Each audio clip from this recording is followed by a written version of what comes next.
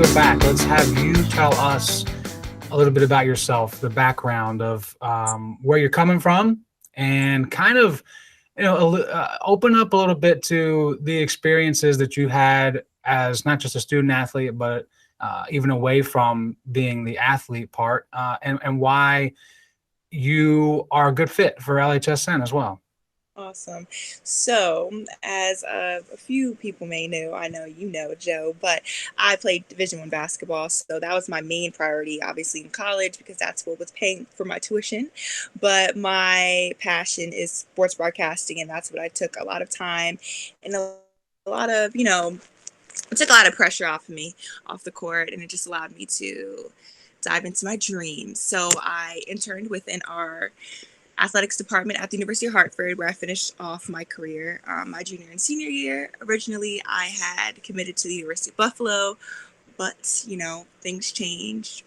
Plans changed, so I went to Connecticut, and I had a great experience there, on and off the court. Obviously, interning within the athletics department just gave me a wider variety of experiences. I was able to deal with multiple teams other than just basketball, and oftentimes as an athlete, especially when you're so focused on your sport, you forget that there's other sports going on, and you don't really get to take that time to go to that softball game or go to that lacrosse game. So I had the amazing opportunity of doing that and being able to work, and which was super awesome. So I was actually the color analyst for both men's and women's lacrosse, which was super cool.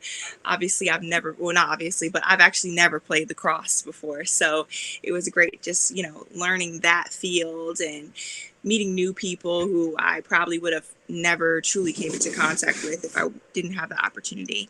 So here at Lynchburg, I'm just super excited to, just continue to do that and just dive into different sports. And I know you guys have like equestrian, which is like super awesome because I could probably count on my hand how many times I've even seen a real horse in real life. So it's just going to be awesome just, getting to know new people and new sports. So I'm super excited. I want to go back to a point you made about doing something that isn't necessarily in your comfort zone. And you're talking about lacrosse Yeah. and learning that. Yeah. A lot of people are finding time to learn new things right now, or maybe even realizing that, whoa, I need to expand my tool belt because we all have experienced something that has affected every one of us, and there's a Yeah. possibility that what someone's good at right now may not be in demand at some point, and they need to have a broader portfolio. So what advice would you have for people who feel the need to learn something new? How did you go about learning something that you hadn't played before, you hadn't really been exposed to before? What were some of the tips and tools that you could provide someone else? Mm. My biggest thing that I would say would be networking and just making sure that you use every opportunity and every conversation that you have with people who are more informed about that sport or that activity or that job, and just really, get to know them and just be honest. Obviously, with everything going on right now, especially, nobody's perfect. I actually saw like a Good Morning America show with Robin Roberts and her camera fell. It's nothing's going to be perfect, and so you just have to understand that and just be willing to learn and be willing to be open to new experiences. And I feel like that's the first step. And if you have that, then you're good to go. Because people are going to want to help you if you are open to learning and you don't act like you know everything, obviously. So that's my biggest piece of advice. Just be open to learning and do it.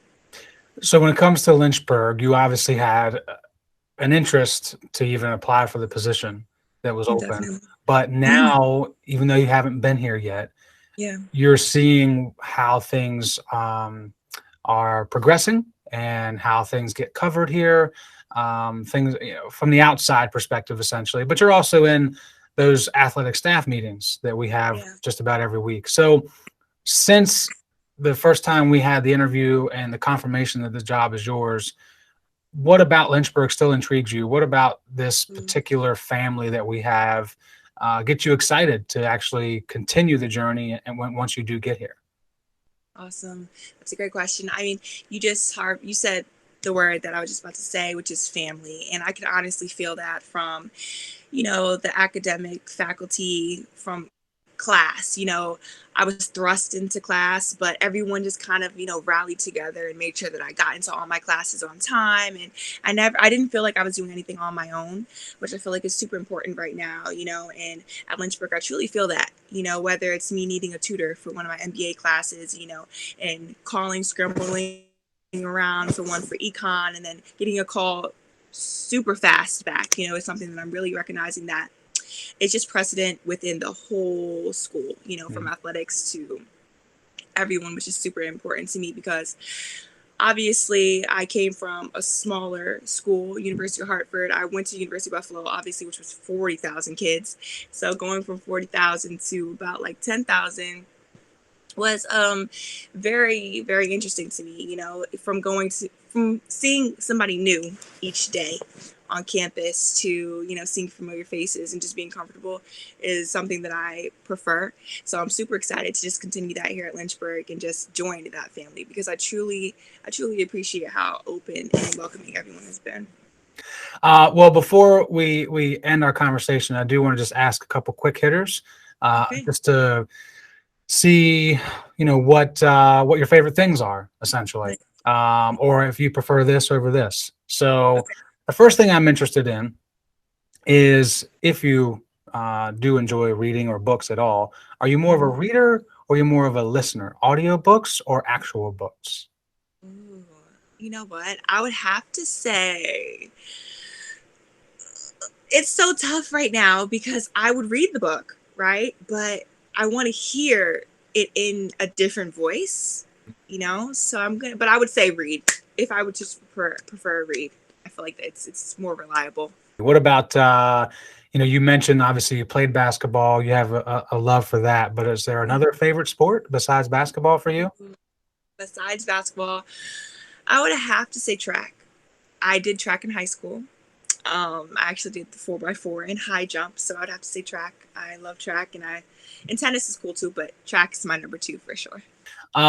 Related to food, I'm not going to ask you your favorite food, but what type of food? What is your favorite type, your favorite cuisine to choose from? Then I might have some Honestly, recommendations afterward for Lynchburg. We'll see. yeah, I would have to say pasta. Pasta. Olive Garden. Olive Garden is my favorite restaurant. I know it's so simple and it's so easy, but I love it. Their salad's amazing, and I could just get full on appetizers and salad. It's my favorite place Fair ever. enough. Fair enough. I mean, it's a good thing you're used to negative comments and hate because Right. people seem to have a hate of Olive Garden. Oh Um, my God, I they don't know. do. I noticed that. They do. They do. I love it though. That's fine. We have one here, so good news. We do have an Olive Garden here. We also have plenty of other pasta Italian places to go to. The last thing I'm curious about is it's a very interview for a job question, but I think people Okay. would be interested to hear it in general from anybody. But what do you consider to be your biggest strength and weakness? What are those Ooh, things for yourself? I knew it was coming. My biggest strength and weakness. Okay. And this is one that I wouldn't say on a job interview just because I don't know how it would translate. I would have to say that I am a perfectionist, so it's a double-headed sword, Obviously, it's good because I take a lot of time and I'm very detail oriented and I make sure things are put out to, everything that I do and everything that I'm involved with. I want it to be a reflection of me and the people around me. So I make sure it's great. But at the same time, it could be a negative or a weakness per se, because although if something doesn't reach my standards per se, like an assignment in class, I'm willing to turn it in late and make sure that it's perfect, then turn it in on time. If even though it might already reach the standards for the assignment, I just feel like if it's not perfect, it's not worth me putting out.